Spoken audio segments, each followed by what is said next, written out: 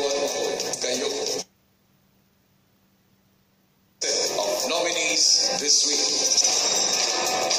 Pero bukod sa laban para sa pwesto sa loob ng bahay, ang Dream Team may isang pangarap pang paglalabanan. Abangan ngayong gabi. Ang isa sa inyo ay magkakaroon ng isang Dream House. I'm claiming my house. I am ready to fight for my dream house. I want to win it for someone.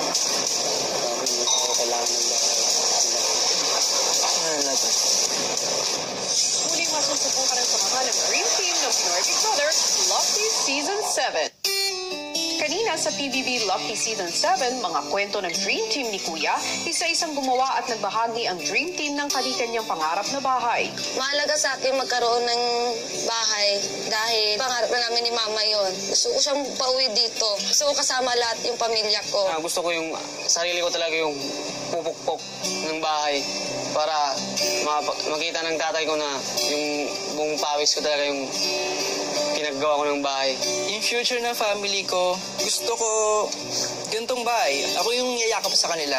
Ako yung magiging bahay nila. Kasi ako yung masaktan bago sila. Kasi gusto ko yung magtrabaho para sa kanila. Matapos ang kanilang pagbabahagi, si McCoy mukhang naapektuhan sa paggawa ng kanilang dream house. Kaya naman kinausap siya ni Kuya. McCoy? Kuya. Parang malungkot ka. Eh, hindi naman kuya. Wala po. Bakit? Wala po kuya. Ano lang. Yung dream house lang. Nakakatawa po kuya. Pangarap po ng pamilya ko po yan kuya.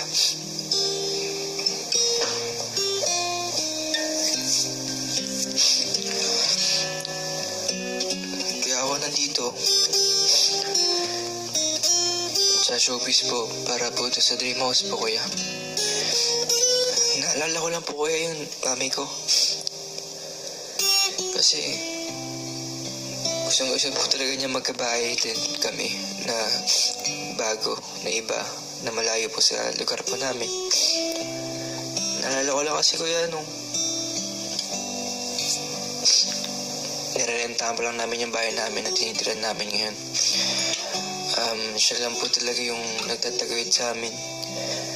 Tapos hindi namin alam na alaki na pala ng problema ng mami ko. Hindi na po niya alam kung saan siya kuha ng pera. Tapos hindi niya pinaparamdam sa amin yun. Siya gumawa ng paraan.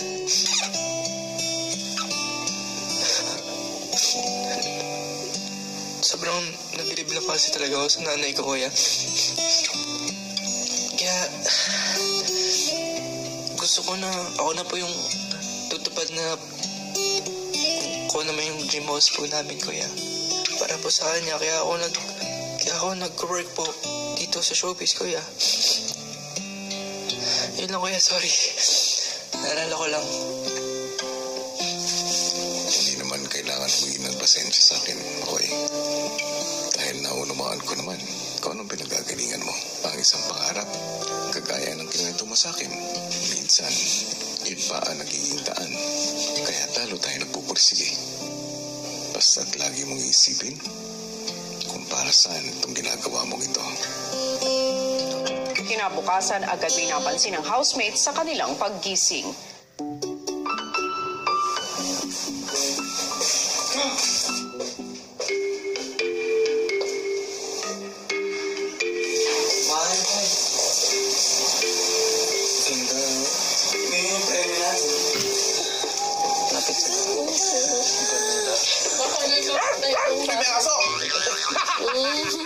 Hanggang sa almusal, usapan pa rin nila ang nakitang bahay. Ano ng bahay natin na?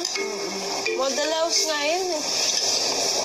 Diba? The one in the living room looks like a model house. What do you have to build that real life? Yun nga sabi. Hindi nagtagal, tinipon na ni Kuya ang lahat para sa isang anunsyo.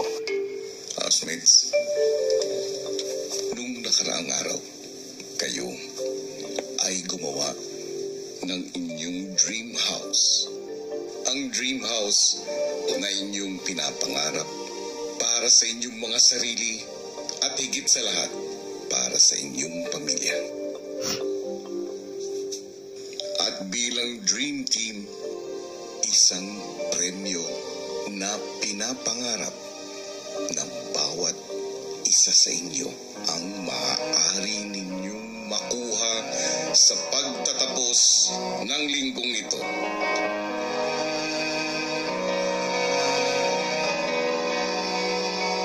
Isang bagay na siguradong magbabago sa inyong mga buhay.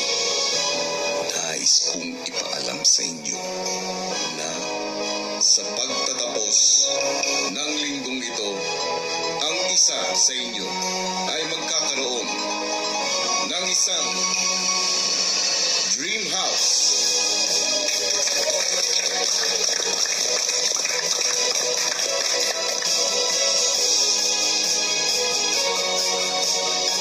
Isang dream house na nagkakahalaga ng mahigit kumulang 2 million pesos.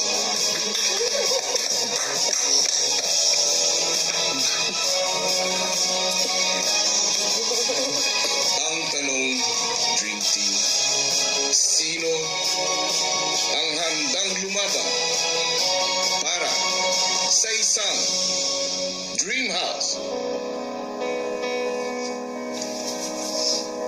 Matapos ang anunsyo, sina Yong at Jerome agad pinag-usapan ang dream house. Isang makakakuha ng dream house. Yun lang, di na alam kung paano. Pero paglabanan ko. Yung mga nalalang para sa kanya talaga? Oo. Nakatandaan na yan kung sino man yung makakakuha. Sa kanya talaga yan. Naniwala ko dun. Nakatandaan na sa'yo kung ilalabang, pero kunyari, nakatandaan na sa'yo hindi mo nilaban. So, wala. Sayang. Si Maymay hindi rin maitago ang pagnanais na makuha ang bahay. Ganda ng bahay. Laban na ko. Laban ka din. Tayong lahat. Gusto ko yung mga mandalan dyan na yan eh. Bakit di ka pa mag-step? Kasi kung bibigay sa'yo, para sa'yo talaga. Pero kung hindi, meron pang mas kailangan yan. Ilang sandali pa, isa-isa nang pinatawag ni Kuya ang Dream Team para alamin ang kanilang mga saloobin. Sa confession room, tatanungin ni Kuya ang bawat miyembro ng Dream Team tungkol sa kanilang desisyong lumaban para sa Dream House. At kung sila isasali sa laban, kukunin nila ang kanilang pangalan at ilalagay ito sa harap ng model house na nasa living room. Lalaban po ako, Kuya, para sa dream house po, para sa aking nanay. Gusto ko po siyang bigyan ng komportableng bahay kasi po, pag meron kayong komportableng bahay, meron din po kayong komportableng buhay. And yun po yung binigay ng nanay ko sa akin simula nung bata pa po ako. I'm claiming my house. Kaya po ngayon, gusto ko po, ako naman po yung magbabalik po sa kanya nun.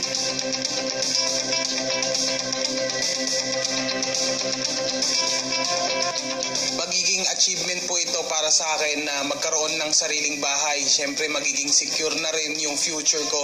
Gagawin ko po lahat ng abot ng aking makakaya. Siguro yung susobra pa sa 100% ng aking abilidad. Hindi lang po rin para sa akin, iisip ko na rin po para dun sa mga umaasa po sa akin.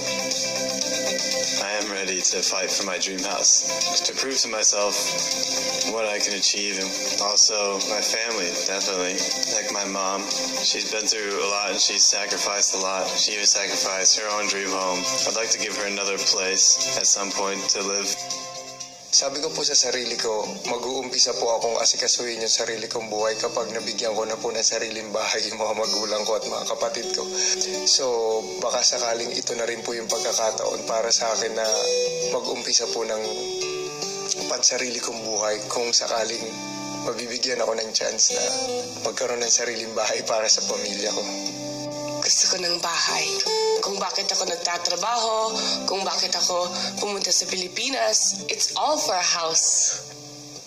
I'll do anything. I'll do everything.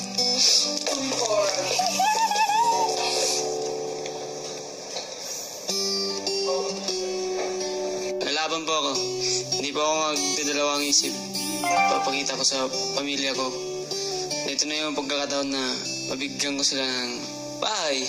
Sama-sama na po kaming lahat. Ako po ay lalaban, Kuya, sa dream house na yan, Kuya. Pangarap ko pong mabigyan ng bahay po ang pamilya ko. Dahil gusto kong bumalik sa dati na kumpleto po kami. Tapos, magiging masaya na ulit. Isang malaking bahay na malaking pamilya ang nakatira. Yun yung pangarap ko. Kung ang mga nauna handang lumaban, si Edward naman nagkaroon ng ibang desisyon. I know there are others in this house who need this 10 times more than I do. You know, I have a house back in Germany that I love dearly. That is part of my dream house already. I have my dream house. There are others who don't. Young, he has a very, very big family and a small house. Mama as well, I've been to her house twice now, and she as well needs this.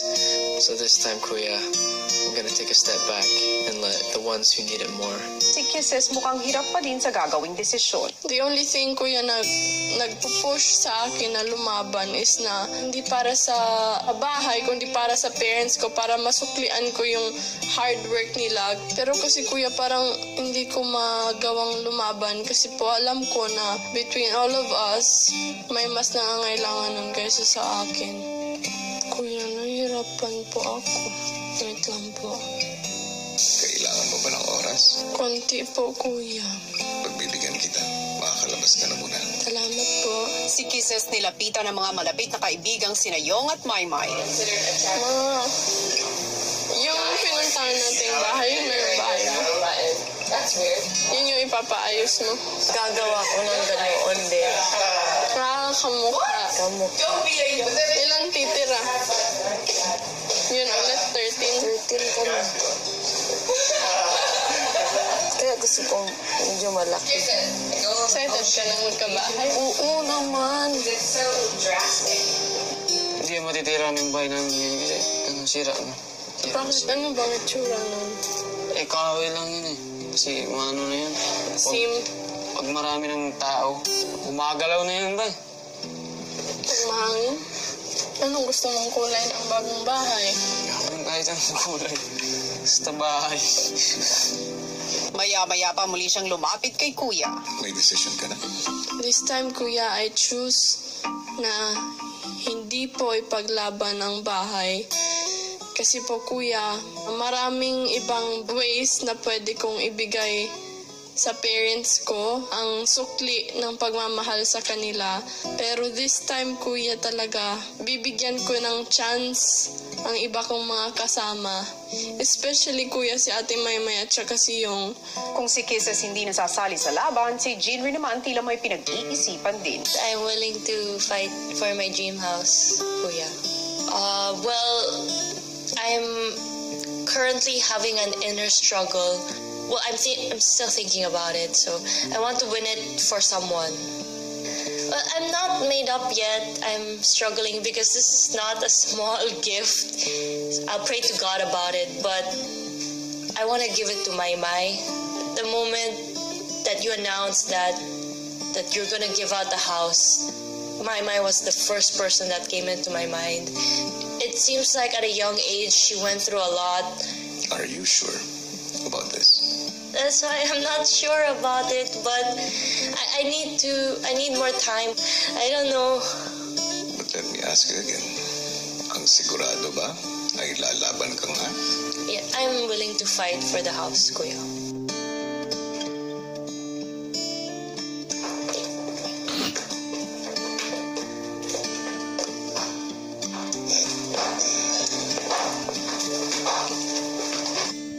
Kinausap ni Kuya ang 2-in-1 housemates na may mahalagang desisyon na gagawin tungkol sa laban sa Dream House. Makoy at Nico. Kaya, Dahil kayong dalawa ay 2-in-1 housemates ko. Isa lang sa inyo